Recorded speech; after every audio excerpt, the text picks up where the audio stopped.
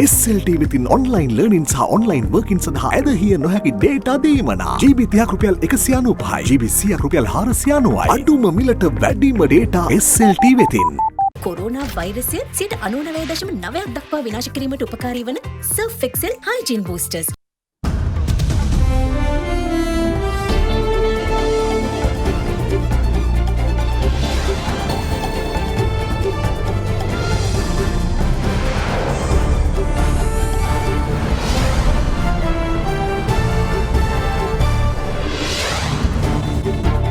අද 2020 දෙසැම්බර් 15 අඟහරුවාදා සිරස්තල ගුවන් හමුදාවට අයත් යානයක් කන්තලේ ජනරංජන ප්‍රදේශයට කඩා වැටි නියමුවා මරුට ශ්‍රේෂ්ඨාධිකරණයේ ගින්නක් කොළඹ මහනගර සභාව ගින්න මැඩ පවත්වයි කොවිඩ් හෙළ ඔසුව දළදා සමිඳුන්ට රජය වැඩි අවධානයක් යොමු කළ යුතු බව අස්කිරිනා හිමි අවධාරණය කරයි. විධිමත් කරන්නට අවකාශ දුන්නා නම් ඇල්කොහොල් අඩංගු හෑන්ඩ් සැනිටයිසර් භාවිත කරන්න. ලෙඩ රෝග ඇති කරන විෂ බීජවලට එරෙහිව සටන් කරන්න. හඳුන්වා දීමේ මිල රුපියල් 350යි. Try out our new product range. Celebrate and feel the difference. From Ada Derana, this is Ada Derana Prime Time with Naomi Fernando and Sanka Amrajit. Live from Studio 24 in Colombo. ආයුබෝවන් ඔබ අදත් එක්වන්නේ ශ්‍රී ලංකාවේ අංකයකේ සහ විශ්වසනීයම පුවත් විකාශය අද දෙරණ 6:55 සමගින්. ශ්‍රී ලංකා ගුවන් හමුදාවට අයත් නියමුවන් පුහුණු කරන PT6 වර්ගයේ පුහුණු ගුවන් යානයක් අද පස්වරුවේ කන්තලේ ජනරංජන වැව ප්‍රදේශයට කඩා වැටී තිබෙනවා.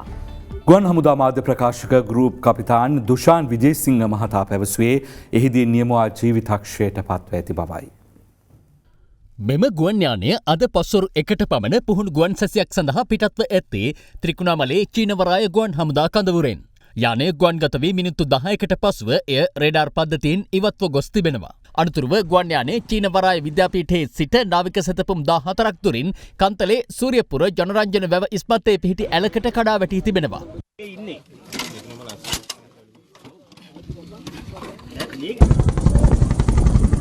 අනතුර සිදුව ස්ථානයට ගුවන් හමුදාවට අයත් හෙලිකොප්ටර් යානයකින් ගුවන් හමුදා වෛද්‍ය කණ්ඩායම්ද පැමිණියා.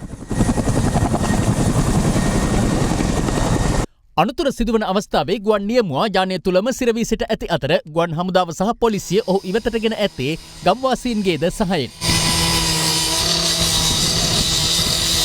ජනි වැවේ ඉඳන් සද්ද ඇහුණා මේකේ රේසර් සද්ද. අපි එන ටිකට මේ මෙතන වැටිලා මේක.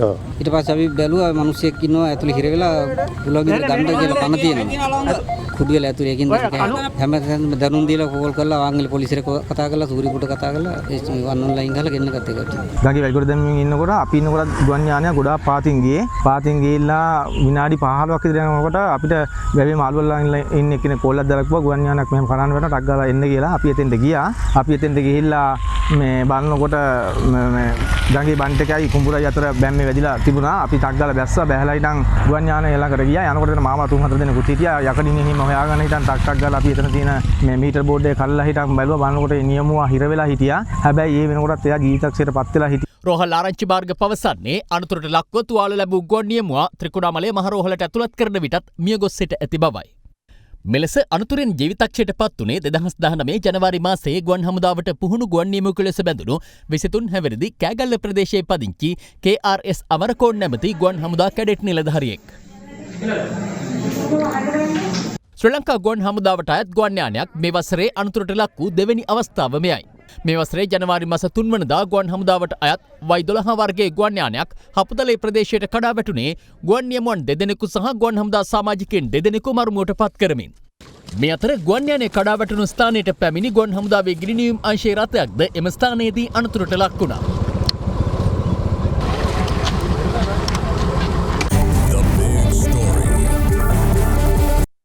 කොළඹ අලුත් කඩේ පිහිටි ශ්‍රේෂ්ඨාධිකරණ සංකීර්ණය තුළ අද පස්වරුවේ ගින්නක් හටගත්තා.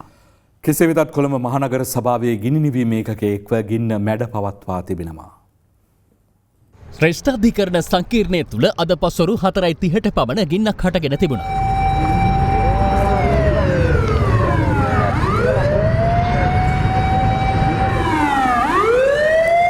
කොළඹ ගිනිනිවීම් ඒකකයේ පැවසුවේ ගින්න මැඩ පැවැත්වීම සඳහා ගිනිනිවීම් රථ 9ක් එම ස්ථානයට ඉක්මනින් යොමු කළ බවයි.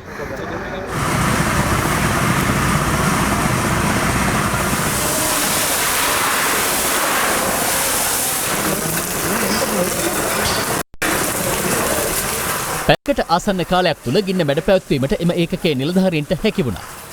අප අධිකරණ වාර්තාකරු පැවසුවේ ගින්න හටගෙන තිබුණේ ගොඩනැගිල්ලේ බිම්මහලේ අබලිද්‍රව්‍ය ගොඩගසා තිබූ ස්ථානයක බවයි. එහි ආරක්ෂක නිලධාරීන්ද රැඳී සිටින ස්ථානයක් බව අප වාර්තාකරු ප්‍රකාශ කළා. ගින්න ඇති වූයේ කෙසේද යන්න මෙතෙක් අනාවරණ වී නැහැ.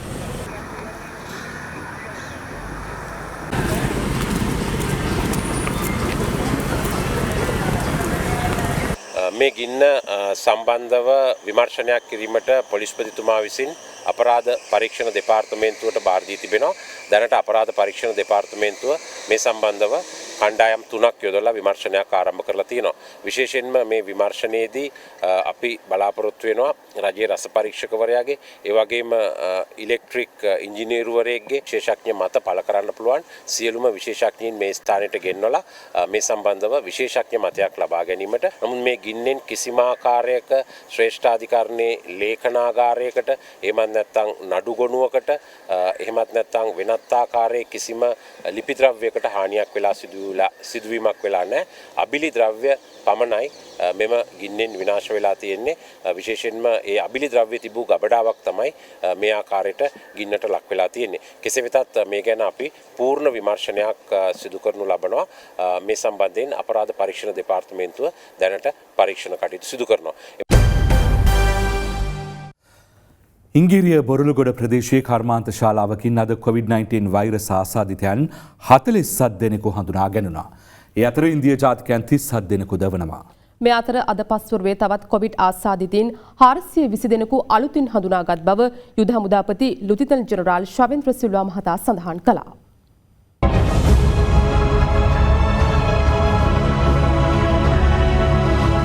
මෙරටින් ඊයේ තවත් කොවිඩ් ආසාදිතයන් 688 දෙනෙකු හඳුනා ගැනුණා. ඉන් වැඩිම ආසාදිතයන් කොළඹ දිස්ත්‍රික්කයෙන් වාර්තා වූ අතර එම සංඛ්‍යාව දැක්ුණේ 200ක් ලෙසින්. දෙවනියට වැඩිම ආසාදිතයන් කළුතරින් වාර්තා වූ අතර එම සංඛ්‍යාව 117ක්. ගම්පහ දිස්ත්‍රික්කයෙන් ඊයේ ආසාදිතයන් 113 දෙනෙකු හඳුනාගෙන තිබෙනවා. තවත් දිස්ත්‍රික්ක 16කින් ආසාදිතයන් 255ක් හඳුනා ගැනුණා.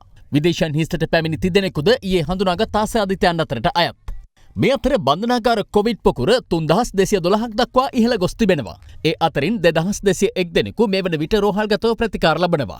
විශේෂයෙන්ම අපිට වැදගත් වෙනවා ලංකාව විදිහට අපි මේ මොහොතේදී ස්ථානගත වෙලා ඉන්නේ කොහෙද කියලා. දිගටම වසංගත රෝග විද්‍යාංශයේ මේ දක්වාම කියමින් අපි 3 වෙනි අදියරේ ඉන්නේ කියලා රෝගී පොකුරු මට්ටමේ කියලා. නමුත් දැන් අපිට රටපුර වාර්තා වෙන රෝගීන් සමහරක් ගත්තාම විශේෂයෙන් බිම් මට්ටමේ ඉන්න සෞඛ්‍ය වෘත්තිකයන් පවා කියනවා ඒ අයට මේ නිශ්චිත මේ එකට එකක් සම්බන්ධතාවය හොයාගන්න බැරි රෝගීන් හම්බ වෙනවා කියන කාරණේ. ඒ නිසා වසංගත රෝග විද්‍යාංශයට අපි නැවත අවධානය කරනවා. කරුණාකරලා අපි කොහෙද ස්ථානගත වෙලා ඉන්නේ කියන කාරණේ සම්බන්ධයෙන් රටට හරි අවධානම කොහෙද තියෙන්නේ කියලා පැහැදිලි කරන්න කියලා. රෝගීන්ගෙන් ඉතා සුළු ප්‍රතිශතයක් සමහර වෙලාවට ඔහුට රෝගේ බොවුනේ කොයි ආකාරයෙන්ද කියලා කියන්න බැරි අවස්ථාවන් තියෙනවා.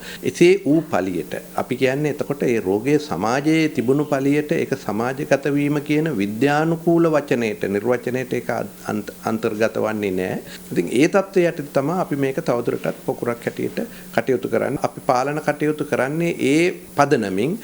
ඊයේ තවත් කොවිඩ් මරණ දෙකක් වාර්තා වූයේ මෙරට සමස්ත කොවිඩ් මරණ සංඛ්‍යාව 154ක් දක්වා ඉහළ නංවමින්. ඊයේ මරණකරුවන් ලෙස වාර්තා වූයේ බණ්ඩාරගම පදිංචි 73 හැවිරිදි කාන්තාවක් හා කොළඹ 14 ප්‍රදේශයේ පදිංචි 65 හැවිරිදි පිරිමි පුද්ගලයෙක්. මේ අතර භගවන්තලාව මොරා තේවත්තේ 15 කොටසේ පදිංචි නිරෝධායනය වෙමින් සිටි පුද්ගලයෙකු ඊයේ පස්වරුවේ සිය නිවසේදීම මිය ගොස් තිබෙනවා. සෞඛ්‍ය අංශ පැවසුවේ 86 හැවිරිදි මෙම පුද්ගලයා නිරෝධායනයට යොමු කර සිට ඇත්තේ ඔහුගේ මුණුබුරෙකු කොළඹ සිට පැමිණ තිබීම නිසා බවයි. දේහය පිළිබඳ අවසන් කටයුතු සිදු කිරීමට පෙර PCR පරීක්ෂණයක් සඳහා සාම්පල ලබා ගැනීමට සෞඛ්‍ය අංශ කටයුතු කර තිබෙනවා. මේ අතර පානුදුර තොටවත්ත ප්‍රදේශයේ පදිංචි 72 හැවිරිදි පුද්ගලයෙකු ඉකුත් ඉරිදා රාත්‍රියේ මිය ගොස් තිබූ අතර දේහය පානුදුර මූලික රෝහලට රැගෙන එමින් පසු PCR පරීක්ෂණයක් සිදු නොකර අද ඥාතීන් වෙත බහර දී තිබුණා. ඒ අනුව ඥාතීන් විසින් අද දේහය බුහුමදාන කරනු ලැබුවා. මේ සම්බන්ධව ප්‍රදේශීය භාර සෞඛ්‍ය වෛද්‍ය නිලධාරීවරයාගෙන් සිදු කළ විමසීමකදී ඔහු සඳහන් කළේ අදාළ නිවසෙන් කොවිඩ් ආසාදිතයෙකු වාර්තා නොවීම හේතුවෙන් එලෙස භූමදාන කටයුතු කිරීමට අවසර ලබා දුන් බවයි. එහෙත් අප වාර්තාකරු පැවසුවේ මෙම පුද්ගලයා වාසය කළ නිවසට ආසන්න නිවස් කිහිපයකම කොවිඩ් ආසාදිතයින් හඳුනාගෙන ඇති බවයි. ඉංගිරිය බොරළුගොඩ රබර් දැව ආශ්‍රිත කර්මාන්ත ශාලාවක අහඹු ලෙස තෝරාගත් සේවකයින් 6 දෙනෙකුට සිදු කළ PCR පරීක්ෂණයකදී ඉන් 5 දෙනෙකුම කොවිඩ් ආසාදිත බවට තහවුරු වී තිබුණා. ඒ අනුව එම කර්මාන්ත ශාලාවේ සියලු දෙනාටම PCR පරීක්ෂණ සිදු කර ඇති අතර ඒ අතරින් 47 දෙනෙකු කොවිඩ් ආසාදිත බවට අද තහවුරු වුණා. ඒ අතර ඉන්දියානු ජාතිකයන් 37 දෙනෙකුද වෙනවා. කර්මාන්ත ශාලාවට මේ රෝගය පැමිණියක කෙසේද කියලා අපි පරීක්ෂණ කරගෙන යනවා. සීතාවක අපනයන සැකසුම් කලාපෙන් හඳුනා ගනුණු කොවිඩ් ආසාදිතයන් ගණන 160 දක්වා ඉහළ ගියා. ඒ ඊයේ අලුතින් හඳුනාගත් ආසාදිතයන් 18 දෙනාත් සමගින්.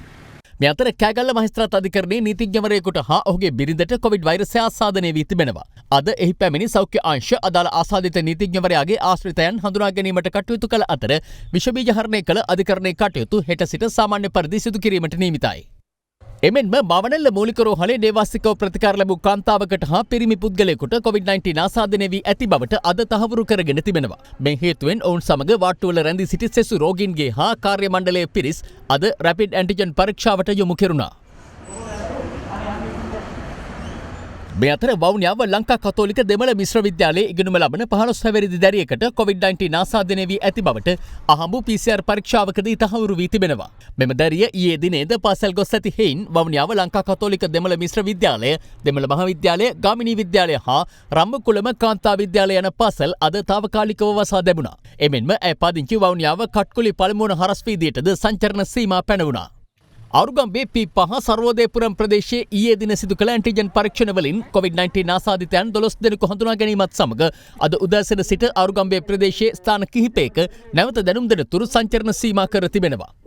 බම්බලපිටිය යුනිටි ප්ලාසා ගොඩනැගිල්ලෙන් COVID ආසාදිතයින් 9 දෙනෙකු හඳුනා ගැනීමෙන් පසු එම ගොඩනැගිල්ල තාවකාලිකව වසා දැමීමට පියවරගත් බව COVID-19 පැතිරීම වැළැක්වීමේ ජාතික ක්‍රියාන්විත මධ්‍යස්ථානය සඳහන් කළා. මේ අතර නැගෙනහිර කොළඹ මූලික රෝහලේ ප්‍රතිකාර ලබමින් සිටි කොවිඩ් ආසාදිත මවක් අද නිරුපද්‍රිතව නිවුන් දරුවන් බිහි කළා. එය මෙරට කොවිඩ් ආසාදිත මවක් විසින් නිවුන් දරු උපතක් කළ දෙවැනි අවස්ථාවයි. මෙරට සමස්ත කොවිඩ් ආසාදිතයන් සංඛ්‍යාව 33898ක් දක්වා ඉහළ ගොස් තිබෙනවා. ඉන් 24867ක් පූර්ණ සුවය ලබා ඇති අතර තවදුරටත් රෝහල්ගතව ප්‍රතිකාර ලබන සංඛ්‍යාව 8877ක්. සමහර දිස්ත්‍රික්කවල රෝගීන් වාර්තා වෙන්නේ විශේෂයෙන්ම බස්නාහිර පළාතේ සිට ඒ ප්‍රදේශවලට සංචරණය කරපු අය අතර ඒ රෝගය ඒ දිස්ත්‍රික්කවලට සම්ප්‍රේෂණය වීම සිද්ධ වෙනවා. ඒ නිසා ඉල්ලා හිටින්නේ හැකිතාක් තමුන්ගේ ගමන් බිමන් සීමා කරන්න, විශේෂයෙන්ම බස්නාහිර පළාතෙන් ඔබට යෑම සීමා කිරීම ඉතාමත්ම වැදගත්. එසේ යම්කිසි කෙනෙක් යනවා නම් තමුන්ගේ ගම්බිම් බලා යනවා නම් ගම්බිම් වලදී විවිධ අමුත්තන් හමු වෙන්නේ නැතුව පුළුවන් තරම් තමුන්ගේ නිවසට වී සිටීම ඉතාමත්ම වැදගත් වෙනවා. එසේ නැති වුණොත් මේ උත්සව සමය අවසන් වන විට බස්නාහිර පළාත තුල අද ප්‍රමුඛව දකින්න තියෙන COVID-19 අනිත් දිස්ත්‍රික්කවලටත් පැතිරීමේ අවදානම තියෙනවා. මෙවන් පසුබිමක කොවිඩ් වළක්වා ගැනීමේ විදෙස් එන්නට මෙරට ජනතාවට ලබා දීමට ඇති සැලැස්ම පිළිබඳව අද මාධ්‍යවේදීන් කැබිනට් මාධ්‍ය හමුවේදී විමසා සිටියා.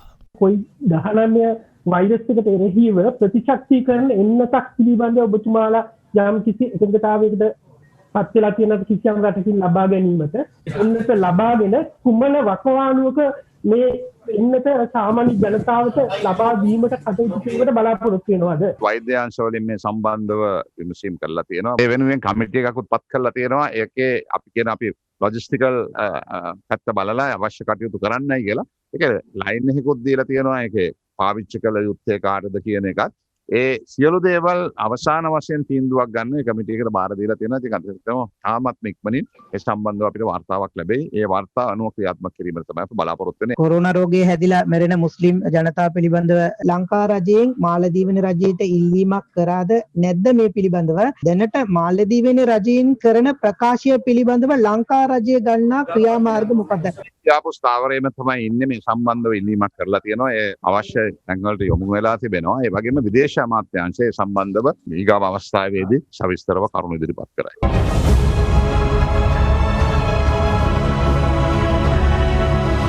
ලංකාවේ පළමු වරට හඳුන්වා දෙන මැලිබන් වෙජි ක්‍රැකර්.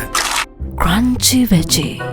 කෑගල්ලේ ධම්මික බණ්ඩාර මහතා නිෂ්පාදනය කළ කොවිඩ් මර්ධන දේශීය ඖෂධය ක්‍රමවත්ව බෙදා දීමට රජය විසින් අවකාශය දුන්නා නම් එමගින් මහත් සේවාවක් සිදු කිරීමට හැකියාව පවතින බව අස්කිරි පාර්ශවයේ මහානායක අතිපූජ්‍ය වරකාගොඩ ශ්‍රී ඥානරතන නාහිමියන් පවසනවා.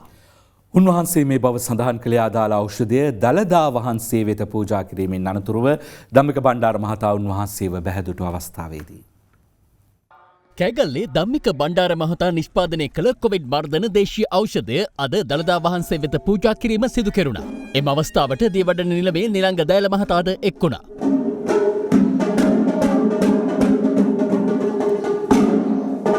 අනතුරුව අස්කිරි පාර්ශවයේ අනුනායක පූජ්‍ය ආනමඩුවේ ධම්මදස්ස හිමියන්ට එම ඖෂධය පූජා කළා. ආයුර්වේද සහ අපේ සිංහල වෙදකම් කියන දේ නිකම් පසෙකට ටිකක් විසිකරන යුරෝපීය දේවල්ම අගය කරන ක්‍රමයක් යනවා. අන්න ඒක තමයි මේ ජාල ගැටලුව මේ රටේ. ඒගොල්ලන්ට කරන්න බැරි වෙච්ච වැඩේ වෙන මහත්යන්ගේ මේ පකවානු තුල සිද්ධ වෙනවනේ. ඒ දෙයියනේ මොකද වෙන්නේ මිනිස්සුන්ට මේ බසක් කිසක් සාධක සහිතව කතා කරනවට වඩා ප්‍රතික්ෂේප කිරීම සඳහාම කරුණු සොයන ක්‍රමයක් නෙමේ රටේ යන්නේ. ඒකයි මේ නරක මේ බෙහෙත විද්‍යාත්මකව අපි සොයා බැලුවා මේ අසනීපේ සුව වෙනවද කියලා. ඒ අසනීපේ සුව වෙන නිසා තමයි අපි ගෙනල්ලා පූජා කරේ. මම මේ දේ පූජා කරලා ප්‍රාර්ථනාවක් කෙරුවා. ඒ ප්‍රාර්ථනාව තමයි මේ ඖෂධේ මේ ලංකාවේ ඉන්න සියලුම මේ අසනීපේ හැදුන අයටත් හැදෙන්න ඉන්න අයටත් මේ ඖෂධය දෙන්නට ඉක්මනින්ම මේ රටේ විශේෂයෙන් බටහිර වෛද්‍යවරු කරන්නට තව එක දෙයක් තියෙනවා. එතුමලන්ගෙන් වාර්තාවක් ගන්න තියෙනවා. ඒ වාර්තාව කඩනමින් දෙන්න කියලා මම කියනවා. මේ වෛරසය මේ රටින් තුරන් කරගන්න මේ දිනෙන් දින මැරෙන සංඛ්‍යාව අඩු කරගන්න පිහිට වෙන්න කියලා ඉක්මනින්. පසුව කෑගල්ලේ ධම්මික බණ්ඩාර මහතා කොවිඩ් මර්ධන දේශීය ඖෂධය අස්ගිරි මහනාහිමියන් වෙත පූජා කළා. එදා අපි දැක්කා විශාල පිරිසකට ඔබතුමා නිස්සරණාභ්‍යාසයෙන් පරිත්‍යාග කළා. ඒ කාර්ය ක්‍රමවත්ව විධිමත්ව කරන්නට අවකාශ දුන්නා නම් රජේ මම හිතනවා ඊට වඩා විශාල සේවයක් මේ දුප්පත් ජනතාවට සලසා දෙන්න පුළුවන්කම තිබුණා. ඉතින් ඒ වාගේ අපේ රටේ නිෂ්පාදනය කරන වටිනා දේ පිළිබඳව වටිනාකමක් ගැන කතා කරන්නේ කවුරුත්. ඒක අපේ ජාතියේ අභාග්‍යයක් කියලා මම හිතන්නේ. ඇත්තටම මේ කාර්යය අපි ප්‍රසිද්ධිය කියන්නට ඕන. ඒ විදිහේ දුර්වලකම මේ රටේ වගකීම් යුක්තන්ගේ තියෙනවා කියන එකයි පැහැදිලි වෙන්නේ. එමෙන්ම අස්කිරි පාර්ශවයේ ලේඛකාධිකාරී පූජ්‍ය මැදගම ධම්මානන්ද හිමියන්ටද අදාළ ඖෂධය පිළිගන්වනු ලැබුවා. ඒ වගකීම් දරන ආයතනවල මේ පිළිබඳව විශේෂ අවධානය යොමු කළා. මේ පිළිබඳව සැහැල්ලු කිරීම වලට එලා දැකීම් වලට ගොදුරු නොකර මේ තිබෙන වටිනාකම තේරුම් අරගෙන ඉතාමත් ගුණාංග වලින් යුක්ත වෙච්ච මේ ඖෂධය අපේ ජනතාවට ලබා දීමෙන් ඒ සෞඛ්‍ය තත්ත්වය නගා සිටුවා ගැනීමට ශක්තිය ලබා දීමට ප්‍රයත්නයේ තුරාංගේ දළදා හාමුදුරන්ගේ සරණ ලැබේවා කියලා ප්‍රාර්ථනා කරනවා. අනතුරුව මල්ලුතු පාර්ශවයේ අනුනායක පූජ්‍ය දිමුල් කුමරේ විමල ධම්ම හිමියන්ටද ධම්මික බණ්ඩාර මහතා විසින් දේශීය ඖෂධය පිළිගන්වනු ලැබුවා. වතුපිටිවල රෝහලේ වෛද්‍යවරයෙකු ඇතුළු සේවකයන් 10 දෙනෙකුට COVID-19 ආසාදිත බව තහවුරු වී තිබෙනවා. කෙසේ වෙතත් එම රෝහලට අනුබද්ධ වතුපිටිවල කොවිඩ් ප්‍රතිකාර මධ්‍යස්ථානයේ කිසිදු කාර්ය මණ්ඩල සමාජිකයෙකුට කොවිඩ් ආසාදනය වී නැහැ. වතුපිටිවල රෝහලේ වෛද්‍යවරයෙකු සෞඛ්‍ය කාර්ය සහායකින් හා කනිෂ්ඨ කාර්ය මණ්ඩල සමාජිකයින් ඇතුළු 10 දෙනෙකුට කොවිඩ් ආසාදිත බව පසුගිය 13 සහ 14 යන දිනවලදී හඳුනා ගැනුණා. ඔවුන් එම රෝහලේ කායික හා රුධිර කාන්දු පෙරණ ඒකකයේ ආශ්‍රිතව රාජකාරී කළ අය බවයි වාර්තා වන්නේ. කනිෂ්ඨ කාර්ය මණ්ඩල සමාජිකයින් 5 දෙනාට කොවිඩ් ආසාදනය වී තිබුණේ එකට එක්ව ආහාර ගැනීමෙන් බව මේ වෙන විට හෙළි වී ඇතැයි වතුපිටිවල ප්‍රාදේශීය සෞඛ්‍ය සේවා අධ්‍යක්ෂ වෛද්‍ය මිගාර ඇපා මහතා පැවසුවා. කෙසේ වෙතත් මෙම රෝහලේ සිට කිලෝමීටරයක් පමණ දුරින් පිහිටි පැරණි යොවුන් සේනාංක ගොඩනැගිල්ලේ ස්ථාපිත වතුපිටිවල කොවිඩ් ප්‍රතිකාර මධ්‍යස්ථානයේ කිසිදු කාර්ය මණ්ඩල සමාජිකයෙකුට කොවිඩ් ආසාදිත වී නොමැති බව එම රෝහල් ප්‍රකාශකයෙකු සඳහන් කළා. මේ වෙන විට මහත් කතාබහට ලක්ව ඇති දේශීය ඖෂධයේ පළමු සහ දෙවැනි පරීක්ෂණය සඳහා යොදාගෙන තිබුණේද මෙම ප්‍රතිකාර මධ්‍යස්ථානයේ ප්‍රතිකාර ලබමින් සිටියේදී ස්වේච්ඡාවෙන් ඉදිරිපත් වූ රෝගීන් පමණයි. වට දෙකකදී සාර්ථකත්වයක් පෙන්වූ මෙම ඖෂධය පිළිබඳ තුන්වන පර්යේෂණය රජයේ මැදිහත්වීමෙන් සිදු කෙරෙන පසුබිමක අදත් විවිධ පාර්ශ්ව එම ඖෂධය සම්බන්ධයෙන් මෙලෙස අදහස් පළ කළා. මානව හිමිකම් යටතේ ඕනෑම රෝගියෙකුට අයිතිය තියෙනවා තමාගේ රෝගී තත්ත්වයට ප්‍රතිකාර ගත යුත්තේ කිනම් වෛද්‍යවරයාගෙන්ද කිනම් වෛද්‍ය ක්‍රමය වෙතින්ද කියන බව. ඒ අනුව අපි යෝජනා කරනවා ස්වේච්ඡාවෙන් ඉදිරිපත් වුණු රෝගීන් 10 දෙනෙකුට අදාළ ආරක්ෂක ක්‍රම යටතේ මේ කියන පැණිය ආයුර්වේද ප්‍රතිකාර විදියක් ක්‍රියාත්මක කරන්න. ලෙඩේ සුව වුණොත් සමස්ත ලෝකයටම මහා සාන්තියක්. අපිට නම් පැණිය දුන්නේ නැහැ. ධම්මික මහත්තයාව ගෙනල්ලා අපේ කතානායකතුමයි එතන හිටපු වටේ පැණිය දීලා තියෙනවා. ආයුර්වේද බෙහෙත් වෙන්න පුළුවන්, බයිටර් බෙහෙත් වෙන්න පුළුවන්. ඒක බීපු ගමන් නෙමෙයි වගේ අතුරු ඵල එන්නේ. යම් කිසි තැනකින් ප්‍රමිතිකරණ ආයතනයකින් අනුමත කරාට පස්සේ ප්‍රශ්නයක් නැහැ රටේ ජනතාවට ලබා දුන්නාට. එහෙම නැතුව කවුරු හරි ඇවිල්ලා මාධ්‍ය ඉස්සරහට ඇවිල්ලා මෙන්න මම පැණියක් අඳුරගත්තා කියලා දෙන එක රටේ ජනතාවට බීපීஓ කියලා හරියනවද? මේ දවස්වල විපක්ෂයට මාධ්‍ය හමුවට එන්න වැඩපිළිවෙලක් නැහැ. ඒක නිසා විපක්ෂයේ අවසානයේ දේශීය වෛද්‍ය ක්‍රමයටත් පහර ගහමින් තමයි දැන් තමන්ගේ දේශපාලන භූමිකාව තුල මතුවෙන්න උත්සාහ ගන්න. අපි එක දෙයක් කියනවා. කොත්තමල්ලි, වෙනිවැල් ගැට, පස්පංගුව මේ සියලු දේවල් දැන් රසායනාගාර වල පරීක්ෂණ කරලාද මේ ජනතාවට පාවිච්චි කරන්න දීලා තියෙන්නේ. ආයුර්වේද සිංහල රජකාරී නම් තියෙන එකනේ. ඉන්දියාවේ අවුරුදු 5000කට වඩා පැරදි. අපේ ලංකාවේ 2500ක් විතර පැරදි. ඉතින් ආයුර්වේද හොඳ ශාස්ත්‍රයක් එකම නෑ කියන්නේ. උන් අතර දෙනෙක් එක්කව වෙලා අර මම වදාලා සාදීකා මම දැක්කේ මිශ්‍රණයේ වෙබ්සයිට් එකේ. ඒ මැදේක වැරදි මොකද බස වෙන්න පුළුවන්. අපේ දේශපාලන නායකව පහුගිය ආණ්ඩුවේ ඉඳපු නිකන් අර වෛරයෙන් ක්‍රෝධයෙන් කතා කරන එක තමයි ඒගොල්ලෝ බටහිරෙන් ගෙනල්ලා එන්ජින් ඔයිල් දුන්නත් බොන කට්ටිය. මේ දේශීය නිෂ්පාදනය පිළිබඳව තමයි මේ අයගේ විවේචනය. කොවිඩ් වෛරසයේ නව ප්‍රභේදයක් හඳුනා ගැනීම හේතුවෙන් එංගලන්තයේ මිලියන 34ක ජනතාවකට දැඩි සංචාරණ සීමා පැනවීමට පියවරගෙන තිබෙනවා. යනුව හෙට සිට එංගලන්තයේ සංචරණ සීමා ක්‍රියාත්මක වනු ඇති. එක්සත් රාජධානිය සෞඛ්‍ය ලේකම් බැට් හැන්කොක් පවසන්නේ නව වෛරස ප්‍රභේදය පිළිබඳව කළ පර්යේෂණවලදී මෙය සනාථ වී ඇති බවයි. එංගලන්තයේ පැතිර යන නව කොවිඩ් ප්‍රභේදය පිළිබඳව ලෝක සෞඛ්‍ය සංවිධානය දැනටමත් දැඩි අවධානය යොමු කර තිබෙනවා. මේ අතර ඊයේ නිල වශයෙන් ඇමරිකාව තුළ ආරම්භ කෙරුණු ෆයිසර් එන්නත ලබා දීම ඉතා සාර්ථකව සිදු කරමින් පවතින බව විදේශ මාධ්‍ය වාර්තා කළා. අමරිකානු සෞඛ්‍යාංශ පවසන්නේ ලබන වසරේ අප්‍රේල් මාසයේ වන විට මිලියන 101 ජනතාවක් සඳහා එන්නත ලබා දීමේ හැකියාවක් පවතින බවයි. එක්සත් රාජධානිය සහ ඇමරිකාවට පසු ෆයිසර් බයෝඑන්ටෙක් එන්නත ජනතාවට ලබා දෙන තෙවැනි රට බවට පත්වමින් කැනඩාවද සිය එන්නත් කරන වැඩපිළිවෙල ඊයේ ආරම්භ කළා. මේ අතර ෆයිසර් බයෝඑන්ටෙක් එන්නත අනුමත කළ පළමු ආසියානු රට බවට සිංගප්පූරුව පත්ව තිබෙනවා. සමස්ත ගෝලීය ආසාදිතයන් සංඛ්‍යාව අද වන විට 7,32,84,000 ඉක්මවා තිබෙනවා. ලොව පුරා සිදුව ඇති කොවිඩ් මරණ සංඛ්‍යාව 16,30,000කට අධිකයි. පුනර්ජනනීය බලශක්ති උත්පාදනය කෙටිකාලීන ඉලක්ක ඇතිව ක්‍රමානුකූලව සහ කඩිනමින් සිදු කළ යුතු බව ජනාධිපති ගෝඨාභය රාජපක්ෂ මහතා පවසනවා. ඒ අද පෙරවරුවේ ජනාධිපති කාර්යාලයේ පැවති විදුලි උත්පාදනය පිළිබඳ සාකච්ඡාවකදී. අද පෙරවරුවේ ජනාධිපති කාර්යාලයේ පැවති මෙම සාකච්ඡාවේදී සුළං සූර්යතාපය සහ ස්වභාවික වායු වැනි පුනර්ජනනීය බලශක්ති ප්‍රභවයන් විදුලි බල පද්ධතියට එක් කර ගැනීමට ඇති හැකියාව ගැන අද සාකච්ඡාව පැවැත්වුණා. ලෝකේ ට්‍රෙන්ඩ් එක තියෙන රිනියුවබල් එනර්ජි වලට යන්න ඒ ට්‍රෙන්ඩ් එකත් එක්ක අපි යන්න ඕන. උලඟයි, අවුවයි, ජලයයි නේ තියෙන්නේ. ඒකට අපි කන්සන්ට්‍රේට් කරන්න ඕනේ. ඒකනේ අපි 70%ක් කියලා කියන්නේ. එහෙම නැත්නම් කවදා හරි 100%ක් හරි යන්න පුළුවන් නම් එතෙන්ට යන්න ඕන. මේ ටාගට් එක තියෙන්නේ අපිව පුෂ් කරන්න. මම කියන්නේ අවංකව වැඩේ කරන්න. පරක් වෙන්න දෙන්න එපා රට වෙනුවෙන්.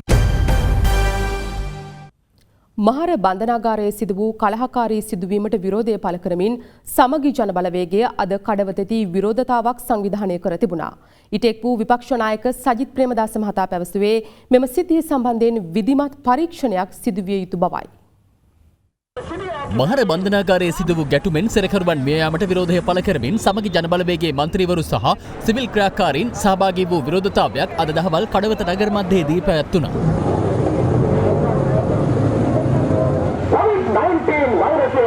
ආසාදනය පුද්ගලයන් නගරයට පැමිණ සිටියාක එම ආශ්‍රිතයන් නගරයේ පරිසරණ හේන් සෑම විටම ඒ පිළිබඳව දැඩි අවබෝධයෙන් යුතුව කටයුතු කරන්නයි පොලිසිය මහජනතාවගෙන් ඉල්ලා සිටියේ. විරෝධතාවලට මේ රැස් වෙලා ඉන්න ජනකායෙන් පේනවා මොනතරම් විරෝධයක් ජන සමාජය තුළ තිබෙනවද කියලා. අපි මේ ෆේල් ආණ්ඩුව දොට දාලා මේ රට ගෙනියන නව රජයක් බිහි කිරීමට අපි ඉතා ඉක්මන් දිනක ඒ වැඩ කටයුත්ත කිරීම සඳහා තමයි අපි මේ මහර බන්ධනාගාර ඛේදවාචකය මේ රටේ ප්‍රජාතන්ත්‍රවාදී ඉතිහාසයේ දැවැන්ත කළු පැල්ලමක් නිර්මාණය වෙන සිද්ධියක්.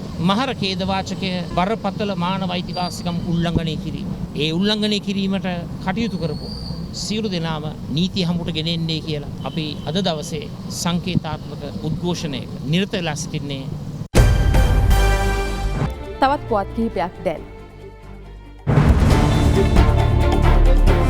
රිෂාඩ් බදියුදීන් මහතාගේ සමස්ත ලංකා මුස්ලිම් කොංග්‍රසයේ ජ්‍යෙෂ්ඨ සමාජිකයෙකු වන ත්‍රිකුණාමල දිස්ත්‍රික් හිටපු පාර්ලිමේන්තු මන්ත්‍රී අබ්දුල්ලා මොහමඩ් මහරූෆ් මහතා ලංකා සත්තුස ආයතනයට අයත් වාහන අවභාවිත කිරීමේ සිද්ධියට අදාළව අපරාධ පරීක්ෂණ දෙපාර්තමේන්තුව විසින් ඊයේ රාත්‍රියේ අත්අඩංගුවට ගෙන තිබෙනවා. 2015-2019 අතර කාල සීමාව තුළ ලංකා සත්තුස ආයතනයට අයත් වාහන අවභාවිත කිරීමේ සිද්ධියක් සම්බන්ධයෙන් අත්අඩංගුවටගත් සැකකරු අධිකරණයට ඉදිරිපත් කිරීමට නියමිත බව පොලිස් මාධ්‍ය ප්‍රකාශකවරයා සඳහන් කළා. සිය මවගේ අවමංගල්‍ය උත්සවය සඳහා මේරිගම කීනදෙනයට ගිය සහෝදරයන් දෙදෙනෙකු නීති විරෝධී මත්පැන් පානය කිරීමෙන් පසු ඒවා විෂ වී මිය ගොස් තිබෙනවා. අප වාර්තාකරු පැවසුවේ ඔවුන් සමග මත්පැන් පානය කළ තවත් පුද්ගලයෙකු මේ වන විට රෝහල්ගත කර ඇති බව.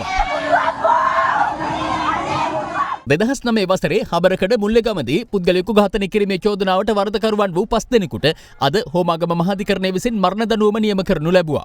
ජාතික උරුමයන් පිළිබඳ රාජ්‍ය අමාත්‍ය විදුර වික්‍රමනායක මහතා අද අම්පාර හා බඩකලපුව ප්‍රදේශවල සංචාරය කරමින් දීගවාපී පුදුබිමේ ඉදිකිරීම මෙන්ම මාණික්ක මඩු හා මුහුදු මහා විහාරයේ ඉඩම් ගැටලු ගැන සොයා බැලූ අතර ඒවා කඩිනමින් විසඳීමට කටයුතු කරන බවද සඳහන් කළා.